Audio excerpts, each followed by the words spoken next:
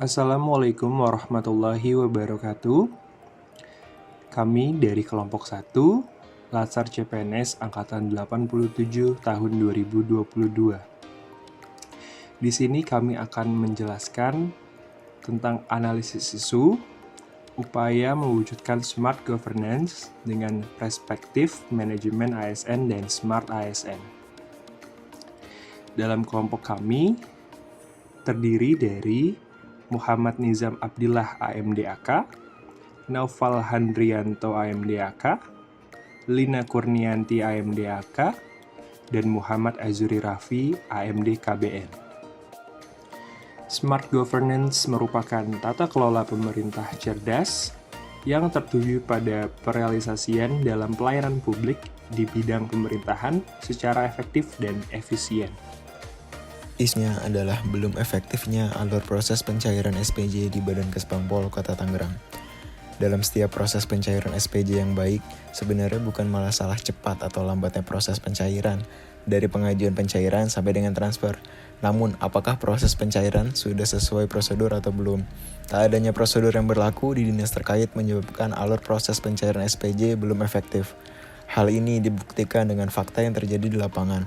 Pada saat pengadministrasi SPJ mengajukan nota dinas pencairan SPP-SPM kepada Subbagian Keuangan, akan tetapi karena kurangnya koordinasi antara bidang menyebabkan pengajuan SPD penarikan baru dilakukan ketika nota dinas pencairan diserahkan.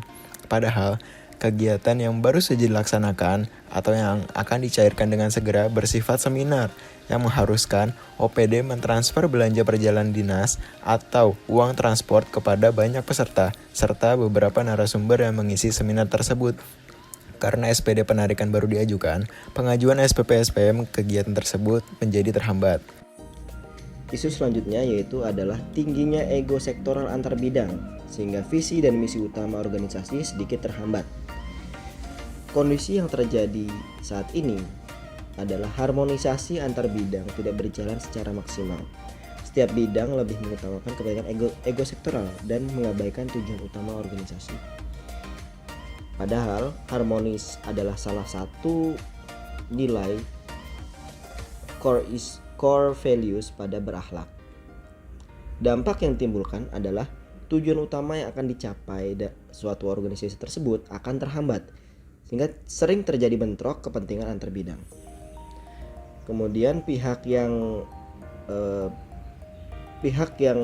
berkepentingan adalah seluruh pegawai BKPSDM Kota Tangerang. Dari isu tersebut kita bisa menentukan APKL-nya, yaitu dari segi A atau aktualnya isu tersebut bernilai 5. Kemudian dari segi P atau problematiknya isu tersebut tentu bernilai 5. Kemudian dari sisi K atau khalayaknya hal tersebut bernilai 3. Serta yang terakhir untuk L yang berarti layak, hal tersebut bernilai 2.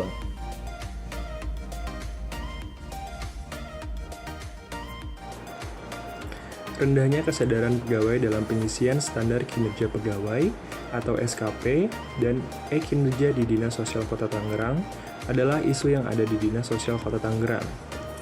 Kondisinya saat ini, rendahnya kesadaran pegawai dalam pengisian standar kinerja pegawai atau SKP dan kinerja di Dinas Sosial Kota Tangerang membuat pengelola gaji terhambat dan transfer tunjangan menjadi terlambat.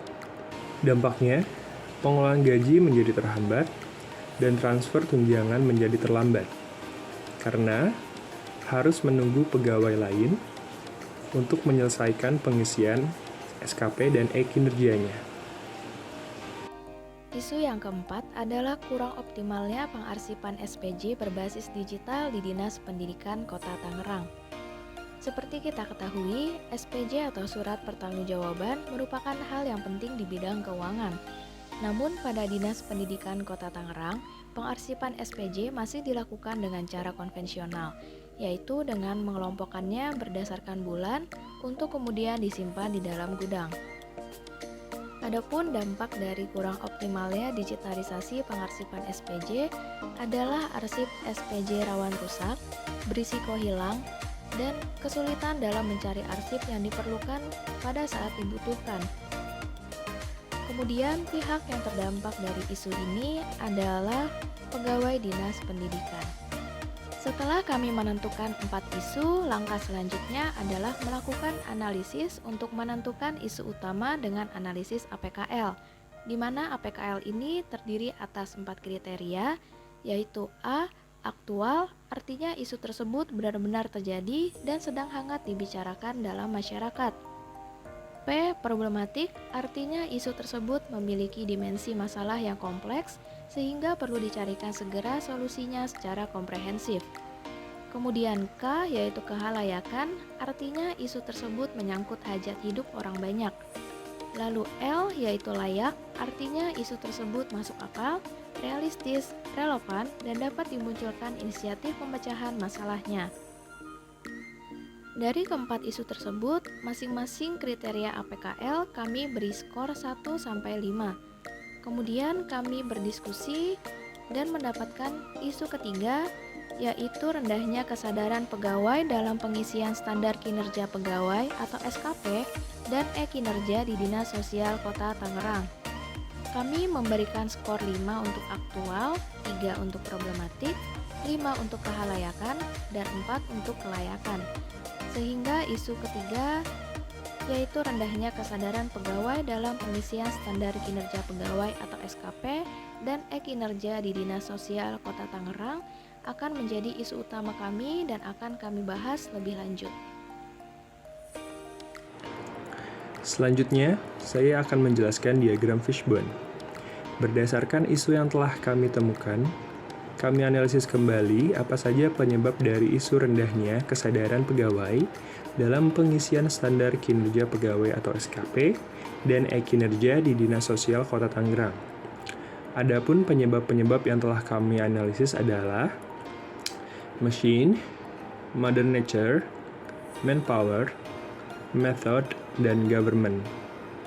Adapun dari sisi machine, tidak adanya tenggat waktu pengisian SKP dan e-kinerja pada sistem aplikasi di pemerintah Kota Tangerang. Lalu dari segi modern nature, rendahnya kepedulian antar pegawai dalam mengingatkan mengisi SKP dan e-kinerja. Selanjutnya dari segi manpower, kurangnya kesadaran akan pentingnya SKP dan e-kinerja. Lalu dari segi method, proses pengisian SKP dan e-kinerja yang kurang efektif. Dan terakhir, dari segi government, tidak ada peraturan yang mengatur tentang tenggat waktu pengisian SKP dan e-kinerja, serta sanksi yang akan dikenakan jika tidak mengisi tepat waktu. Setelah menemukan penyebab-penyebab dari isu utama berdasarkan 5 kategori pada analisis fishbone, kemudian penyebab tersebut dianalisis dan dinilai menggunakan metode USG, yaitu salah satu teknik menentukan urutan prioritas masalah dengan menilai penyebab dengan nilai 1-5. Dengan mempertimbangkan 3 komponen dalam metode USG, yaitu U. Urgensi, adalah seberapa besar masalah ini harus dibahas dan ditindaklanjuti. S. Seriousness, adalah seberapa besar isu yang dibahas dikaitkan dengan akibat yang ditimbulkan. Dan G untuk growth, yaitu seberapa besar kemungkinan memburuknya isu tersebut jika tidak ditangani segera. Berikut hasil analisis penyebab isu utama menggunakan metode USG, yaitu berdasarkan hasil analisis yang kami lakukan, ditemukan penyebab utama dengan poin tertinggi yaitu poin 15. Tidak adanya peraturan yang mengatur tentang tenggat waktu pengisian SKP dan e-kinerja, serta sanksi yang akan dikenakan jika tidak mengisi aplikasi tersebut pada tepat waktu. Solusi terhadap masalah utama atau core issue yang dapat kami ajukan adalah sebagai berikut. Jadi ada 3 tahap. Tahapan yang pertama adalah perlu dilakukan pengajuan pembuatan rancangan peraturan tentang tenggat waktu pengisian SKP dan e-kinerja, serta sanksi yang akan dikenakan jika tidak mengisi tepat waktu. Perlu juga dilakukan sinkronisasi antara peraturan yang sudah dibuat tentang tenggat waktu pengisian SKP dan e-kinerja dengan sistem aplikasi di pemerintah Kota Tangerang, yaitu web e-kinerja dan juga SIM ASN.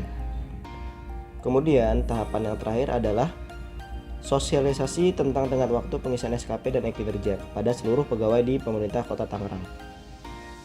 Setiap solusi tentu saja akan memiliki beberapa kelebihan dan juga kekurangannya.